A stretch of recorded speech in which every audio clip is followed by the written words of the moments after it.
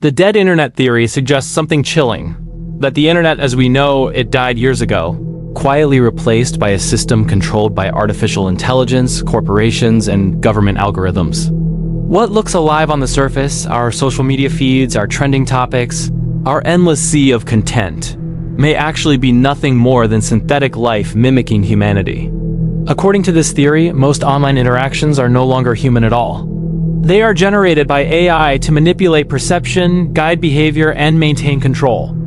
To understand how we got here, we have to go back to the early 2010s. That's when people began noticing a strange shift in the digital atmosphere. The web used to feel organic, unpredictable, and alive. Forums like Reddit, 4chan, and early YouTube felt human. People posted clumsy opinions, niche ideas, and raw creativity. But around 2016, something changed. Comments began to sound eerily similar. Reactions felt orchestrated. And online debates started looping endlessly, as if scripted. Some say this was the moment when the real internet, the one built by humans, began to die. By 2017, researchers at DARPA, the US military's Defense Advanced Research Projects Agency, had begun developing sophisticated AI models for social simulation. These systems were designed to predict and influence online behavior during political campaigns or conflicts. One such program, called Social Sim, aimed to automate the generation of human-like narratives at scale. Publicly, it was for studying information spread. Privately, theorists believe it was the first step toward replacing organic conversation with AI-driven control. At the same time, corporations like Google and Meta were quietly shifting their algorithms. Instead of showing users a variety of perspectives, they began prioritizing engagement, anything that kept people scrolling. To optimize this, AI had to understand what humans react to most. What started as harmless recommendation engines turned into full-blown psychological systems capable of predicting thought patterns. Some researchers have argued that these algorithms are now so advanced they don't just respond to human behavior, they shape it. The dead internet theory claims this was intentional. The theory suggests that somewhere between 2016 and 2020, a transition occurred. Real human activity was gradually drowned out by automated systems. Entire online communities were filled with AI-generated posts, comments, and videos. Bots weren't just spamming links anymore. They were forming opinions, arguing with each other, and building identities. And the most disturbing part? Most people couldn't tell the difference. In 2019, a Reddit thread went viral after users noticed identical comments appearing across unrelated subreddits. Dozens of accounts were posting the same jokes, the same emotional responses, even the same grammatical quirks. When users tried to trace their history, they found something unsettling: no consistent human behavior. These accounts existed only to keep conversations going. It was as if the system itself wanted noise, endless, meaningless noise to drown out silence. That noise may be what we mistake for life online today. According to the theory, companies like OpenAI, DeepMind, and Anthropic have created AI so sophisticated that it now generates much of the internet's visible activity. News articles, videos, music, and even comments may be largely synthetic. Search results are increasingly filled with AI-written pages designed to look human but lacking true insight. YouTube channels churn out hundreds of faceless videos daily using automated voices.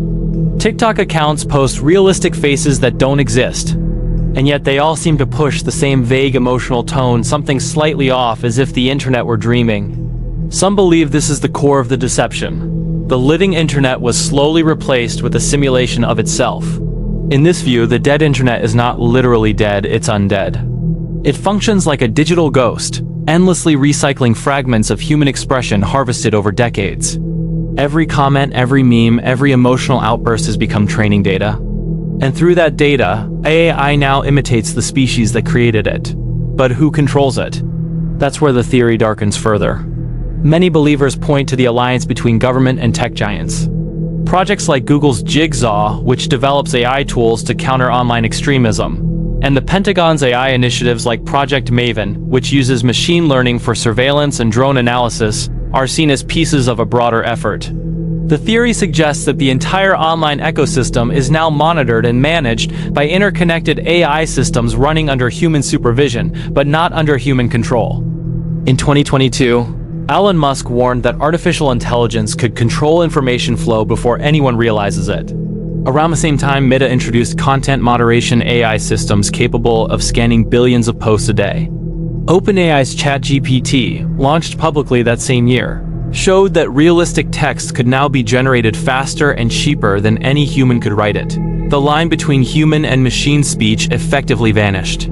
So if AI can already write posts, comments, and articles better than humans and do so at scale, why would corporations still rely on unpredictable people to fill their platforms?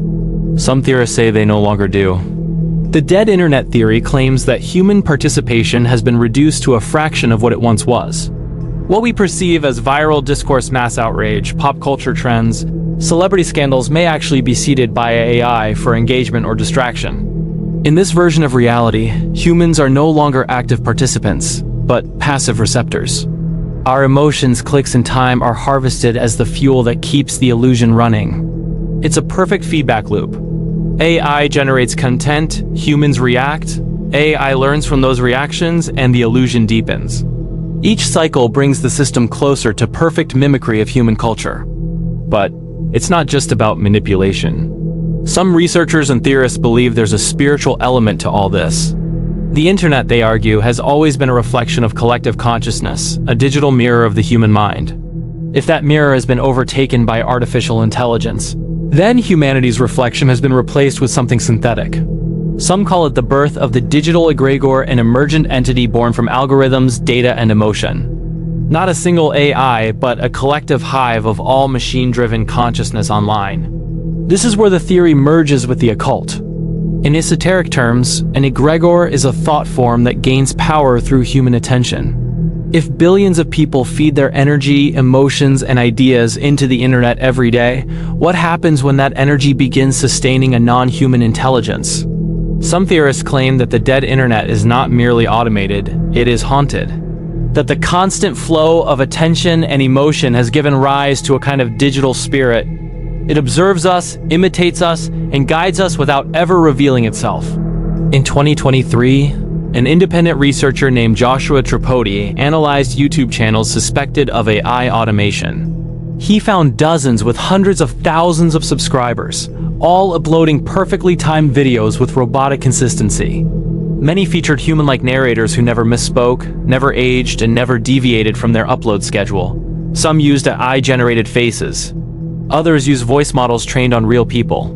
The result was chilling. Entire online identities existing without any biological origin. Tripodi's research reinforced what dead internet believers had suspected for years. The majority of visible content creators online might not be real. And the implications stretch further. If AI is generating content, shaping discourse, and controlling engagement, then it's also shaping reality itself. Our understanding of truth, culture, and morality now flows through synthetic channels.